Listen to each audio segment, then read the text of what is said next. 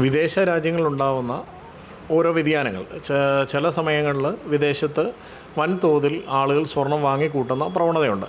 കാരണം എന്തെങ്കിലും ടെൻഷനുകൾ ഉണ്ടാകുമ്പോൾ, അതായത് രാജ്യങ്ങൾ തമ്മിലുള്ള യുദ്ധ സാധ്യതകൾ അല്ലെങ്കിൽ അങ്ങനെയുള്ള എന്തെങ്കിലും ചേഞ്ചുകൾ വരുമ്പോൾ, ഇപ്പോൾ അല്ലെങ്കിൽ വിപണിയിൽ തീരുവ, ഇപ്പോൾ അമേരിക്ക ഏർപ്പെടുത്തിയ തീരുവ സംബന്ധിച്ചുള്ള ആശങ്കകൾ എന്നിവ ഇങ്ങനെയൊക്കെ ഉണ്ടാകുമ്പോഴത്തേക്ക് വലിയ തോതിൽ പല രാജ്യങ്ങളിലെ വ്യക്തികൾ അല്ലെങ്കിൽ സ്ഥാപനങ്ങൾ വലിയ തോതിൽ സ്വർണം വാങ്ങിക്കൂട്ടുന്നു. അപ്പോൾ ആ വാങ്ങിക്കൂട്ടുന്ന സമയത്ത് സ്വർണ്ണവില വളരെ വലിയ തോതിൽ വർദ്ധിക്കും.